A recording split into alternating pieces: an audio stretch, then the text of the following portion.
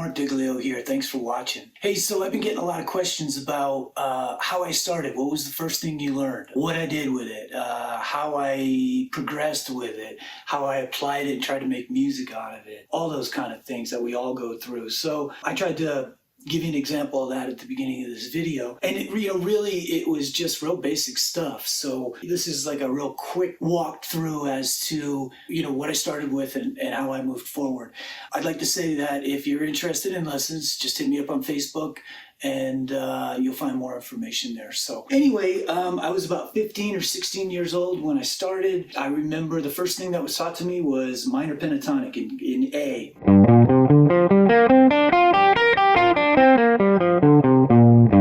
That's it. So I just got that under my hands and in my ear, and I used to sit there with a cassette recorder and,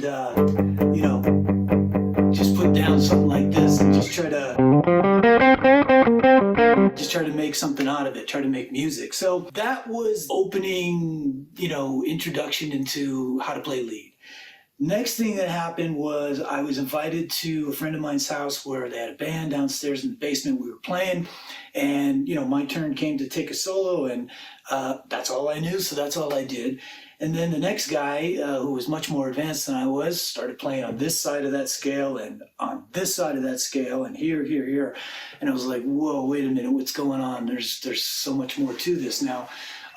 It was explained to me that there's 5 positions of that pentatonic scale. I remember drawing out a guitar neck and putting dots in the fret, number where I was at and calling it position 1, position 2, and so on. So I started learning all those, which took me from the beginning all the way up to where it started over again. The next thing that came was the major tonality of that. So the major pentatonic, where if you're in A and you took that same position and slid down and started on A with your pinky, you'd get the more major tonality.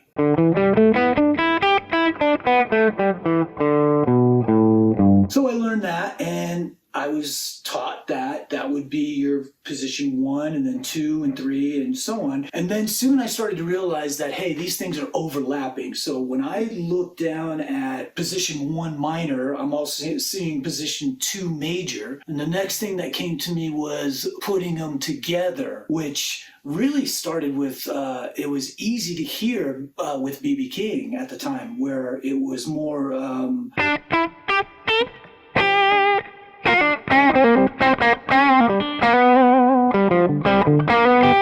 weaving in and out of the 2 different shapes. So the overlapping part was something that was really tricky, because you had to find your landmarks, your roots, or wherever you could train your eye at first to see where you were and how to jump into the other side of it, the major side of it or the minor side of it. And then of course the blues flat 5, the major third, all that kind of stuff came in. And then the next thing that from there, once I got that under my belt, was the major, minor, and dominant scale. It was a little bit more challenging because now we're at 3 notes per string.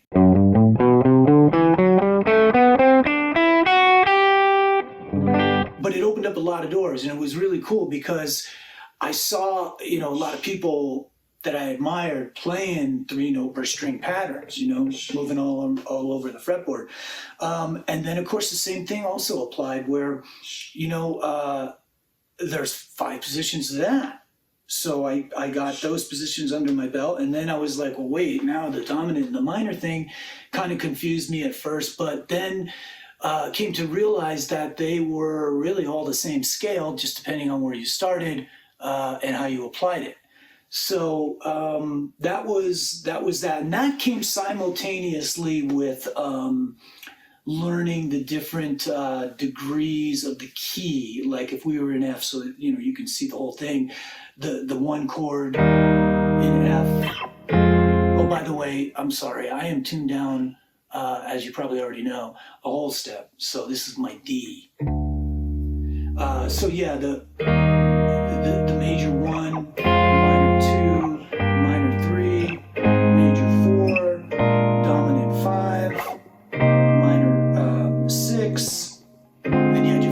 minor 7 flat 5, and then back to the root.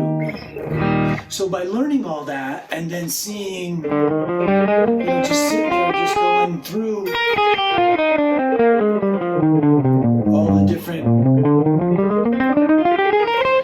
all the different positions and how they worked, and then applying them directly, to certain chords and stuff like that.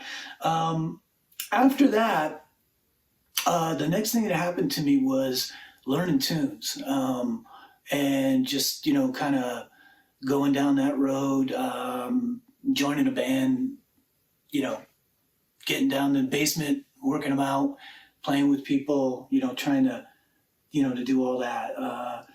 And that was pretty much it. Nothing special, but that's what I took with me all the way to this point in my life.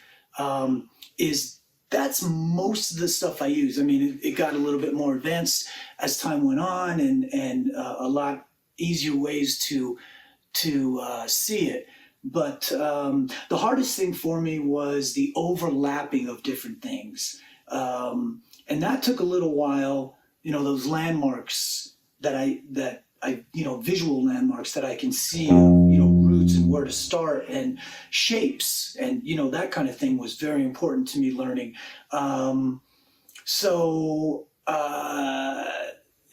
Just seeing the overlapping of the different scales really helped me to visualize the fretboard a lot better. And to jump into something without having to go from here up to here to get it, because what's over here is here, really, if you know how to see it. So anyway, I just wanted to share that with you guys. Thank you again for watching. Again, if you're interested in some guitar lessons, please hit me up on Facebook, and you'll have more details there, and get that thing rolling. Thanks again. Have a great day.